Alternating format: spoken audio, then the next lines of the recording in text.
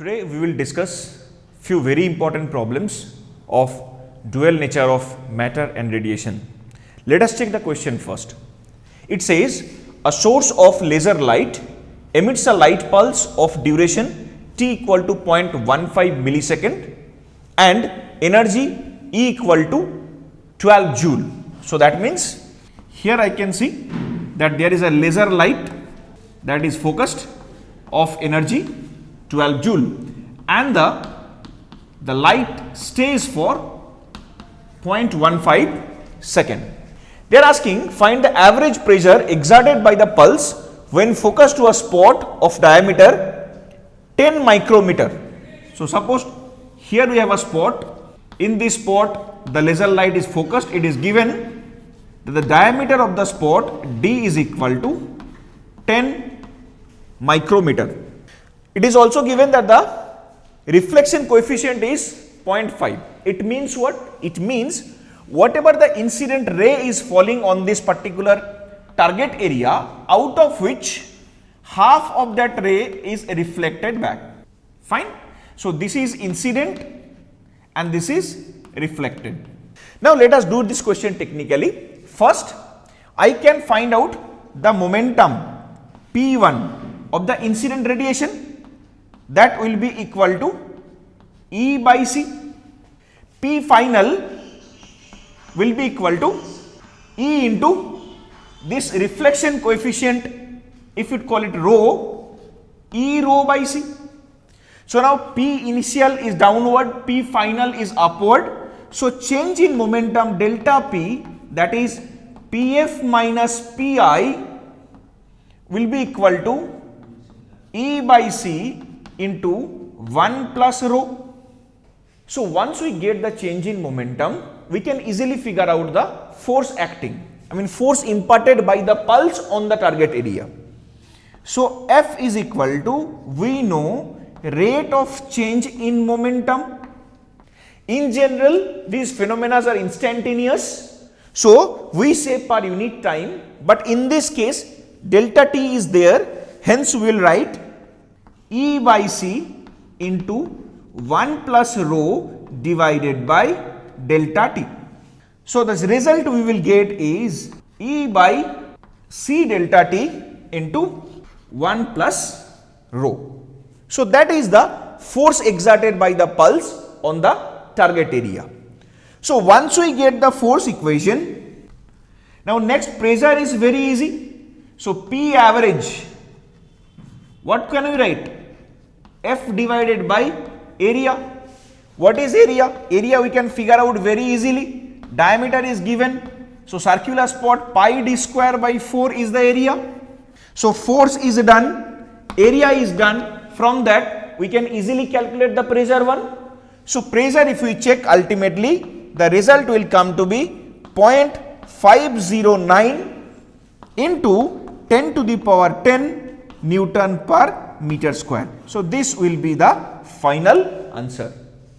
Next we will discuss a question where it is being said a ray of light whose electric field varies as E equal to E naught into 1 plus cos of omega 1 into T into cos of omega 2 into T falls on a photocathode of work function W naught. Find the speed of the fastest ejected photoelectron if omega 1 value is given, omega 2 value is given and W naught, that is work function, is also provided. Now when such kind of question comes, your first target, see, light is an electromagnetic wave for which electric field is provided. So you first calculate how many components are possible for that electric field. So first simplify it. So let us first write E is given to be E naught into 1 plus cos of omega 1 into T into cos of omega 2 into T. So we will get E naught cos of omega 2t plus E naught into cos of omega 1t into cos of omega 2t. So this particular factor here, you can check, it is in cos A cos B format. So we will write that by using trigonometric relation into t plus of E naught by 2 Actually cos A cos B will become cos of A plus B by 2 plus cos of A minus B by 2. So we will take E naught by 2 common. Within bracket we will get cos of omega 1 plus omega 2 plus cos of omega 1 minus omega 2. So after splitting this entire thing, we can check we have 3 harmonics. One is E naught cos of omega 2t. Second one, E naught by 2 cos of omega 1 plus omega 2 plus E naught by 2 cos of omega 1 minus omega 2. So one harmonic is carrying angular frequency omega 2, another is carrying angular frequency omega 1 plus omega 2, and the last one is carrying angular frequency omega 1 minus omega 2. Obviously there will be into t, into t, into t, into t. So now point is, if I have to get maximum kinetic energy of the photoelectron, then we have seen that it only depends the energy of the incident photon. As the frequency of the incident photon is higher, kinetic energy of the ejected photoelectron will also be higher. So for the frequency of incident photon to be higher, angular frequency of whichever harmonics is higher will be giving highest kinetic energy photon. So here in this case, this particular component will be giving photon with highest kinetic energy. As we have seen that omega max, we are getting omega 1 plus omega 2. So F max frequency we will get omega 1 plus omega 2 divided by 2 pi, right? So E photon is equal to HF max, that will be equal to H of omega 1 plus omega 2 divided by 2 pi. H by 2 pi we know Dirac constant, so that will come H cut omega 1 plus omega 2. H cut is H by 2 pi. Now let us put the photoelectric equation. What is that? Kinetic energy of the ejected photoelectron is equal to incident energy, that is H cut of omega 1 plus omega 2 minus work function. So from there V max is coming to be root under of 2 H cut omega 1 plus omega 2 minus W naught divided by M. So all these values are known to us. If I substitute the values, V max eventually we will get 0.5 into 10 to the power 6 meter per second. I hope the concept is clear. Now let us discuss one question. It says a radio station broadcasts at 91.5 megahertz with power 45 kilowatt. Find the magnitude of the momentum of each photon, wavelength of the electromagnetic wave, and third they are asking number of photons emitted per second. See, in such kind of questions, when they will not mention anything about the time, always take time to be unity. So here I will consider time to be 1 unity. Now let us solve. Momentum P formula is equal to, it is ready made, E by C. So E by C in the sense we will get HF by C. You check, this is known, 6.67 into 10 to the power minus 34.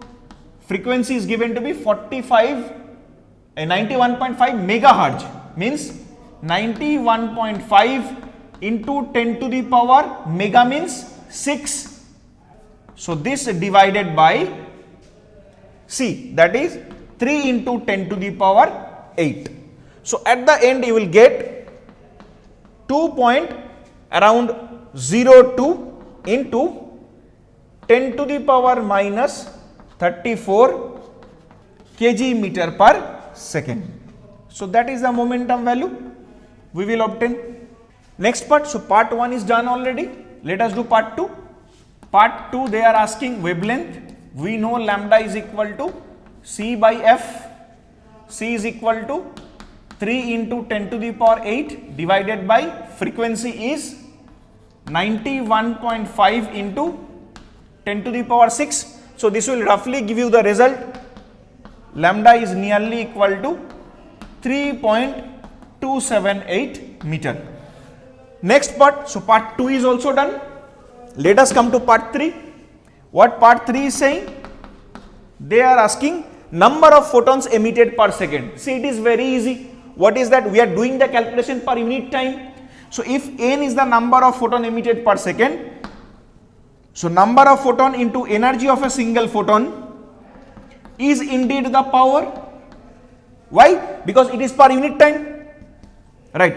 So we can write n is equal to power divided by hf. So power equal to how much is given? 45 kilowatt.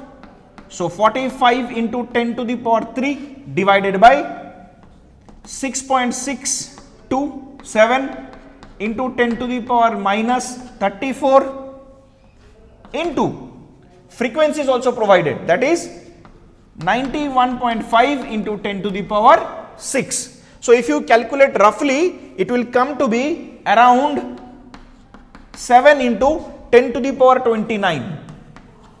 So 7 into 10 to the power 29 number of photons will be ejected per second. Next, let us discuss one question in which they are giving, in a photoelectric effect, a reverse potential difference of 1.3 volt can stop the photocurrent. Fine. They are asking find the maximum kinetic energy and maximum speed of the photoelectron. You see, that is very easy actually. We have already studied the concept of stopping potential, and we know that the stopping potential energy is numerically equal to the kinetic energy of the fastest ejected photoelectron. So we can write K max is nothing but E delta V. How much is that given? 1.3. So I will write this is 1.6 into 10 to the power minus 19 into 1.3. This much joule. So it will give you the result around 2.08 into 10 to the power minus 19 joule. So that is the maximum kinetic energy of the ejected photoelectron. Now they are asking maximum speed. If we get to know kinetic energy maximum, that is easy. So we can write half m V max square is equal to 2.08 into 10 to the power minus 19. So from here V max we are getting root under of, so we will get 4.16, 2 into this factor into 10 to the power minus 19 divided by mass of an electron, that is 9.1 into 10 to the power minus 31 kg.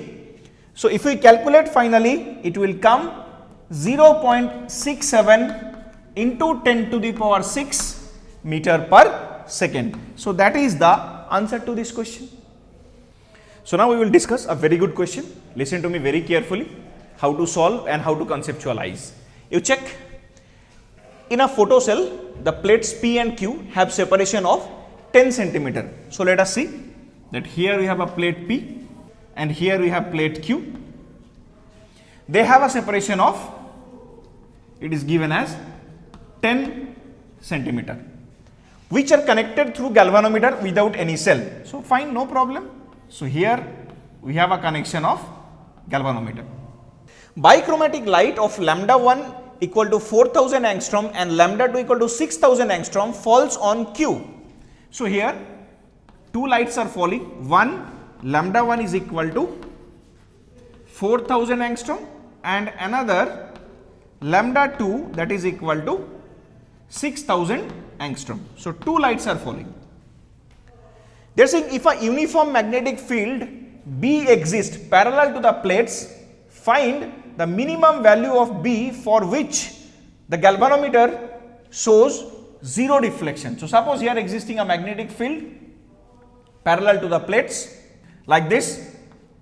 So they are saying that in which condition there will be zero deflection. So first let us conceptualize.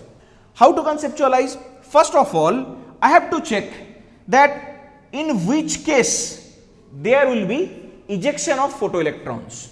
So first let us check. So kinetic energy K1 is equal to hc by lambda 1 and kinetic energy K2 will be equal to hc by lambda 2.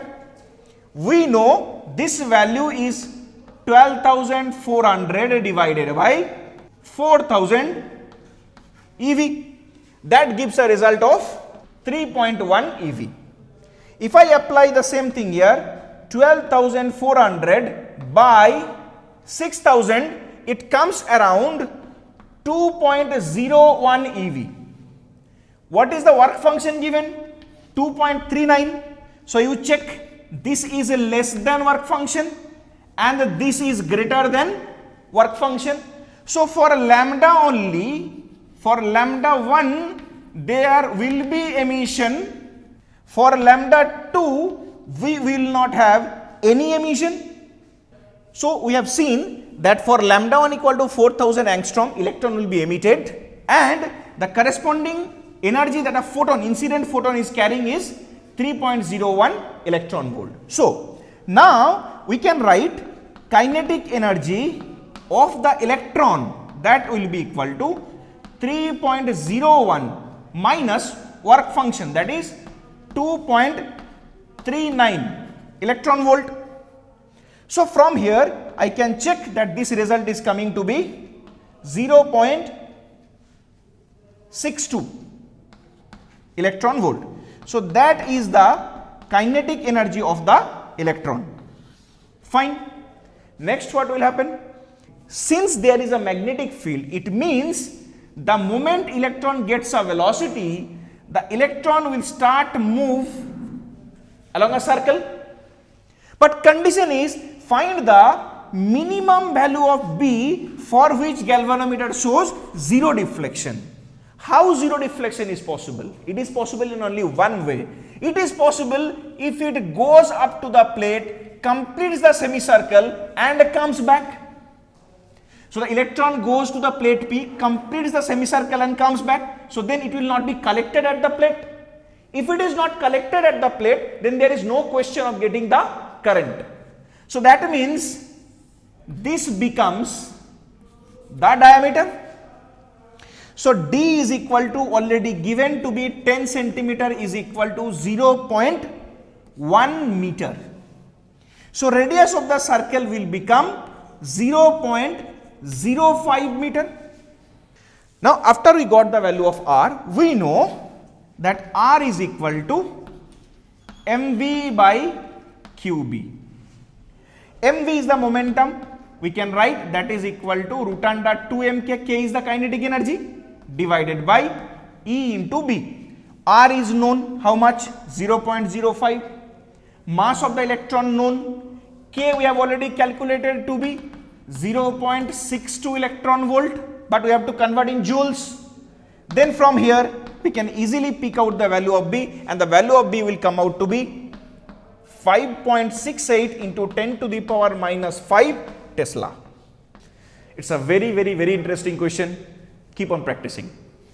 In a photoelectric effect setup, a point source of light of power 3.2 into 10 to the power minus 3 watt emits monoenergetic photons of 5 eV. Source is at 0.8 meter from a stationary metallic sphere, for which work function and radius is provided. They are saying the efficiency of emission is 1 for every 10 to the power 6 incident photon. That means for every 10 to the power 6 photon there will be 1 electron emitted from the plate. They are asking, calculate what is the number of photoelectrons emitted from that surface. First of all, suppose here is a source and it is at r distance away. Here I have to check. So intensity I is equal to I naught divided by 4 pi r square. So we can write 3.2 into 10 to the power minus 3 divided by 4 pi into 0.8 whole square. So this intensity comes to be near about 4 into 10 to the power minus 4 watt per meter square. Everything we are doing instantaneously considering t equal to 1. So now the point is, then there is a spherical metallic surface like this. So if I take this area, projected area, so this projected area will become pi r square. So how much energy is falling into it? Then E is equal to I into pi r square. I we already got, 4 into 10 to the power minus 4 into pi, r means 8 into 10 to the power minus 3 whole square. So this energy we get at the end of the day is around 8.04 into 10 to the power minus 4 per unit time we are calculating. So that's why what is coming? These are all per unit time. So now let us calculate energy of a single photon. Energy of a single photon will be equal to, see they have given 5 eV. So we can write 5 into 1.6 into 10 to the power minus 19. So that becomes 8 into 10 to the power minus 19. So now this is the total energy falling on the metallic sphere. This is the energy of a single photon. So if this energy is divided by energy of a single photon, we will get a number of photons. So total energy incident on the sphere, E total, we got 8.04 into 10 to the power minus 4. If I write per second, so I must write joule. Now E photon is equal to 8 into 10 to the power minus 19 joule. So you check that number of photons n is equal to, we will write E total divided by E photon. So this figure comes to be around 8.04 into 10 to the power minus 4 divided by 8 into 10 to the power minus 19. So after getting this, there is a correction actually. This particular energy will come at around 10 to the power minus 8. So we will make a correction over here. This is coming to be 10 to the power minus 8. So if this factor is considered to be nearly equal to 1, so you are getting, that is roughly 10 to the power 11. So number of photons incident is 10 to the power 11. What is the efficiency they have given? For every 10 to the power 6 photon, there is 1 electron. What is the number of photon? This. So number of electron emitted will be equal to 10 to the power 11 divided by 10 to the power 6. So my answer is 10 to the power 5. This is the final answer.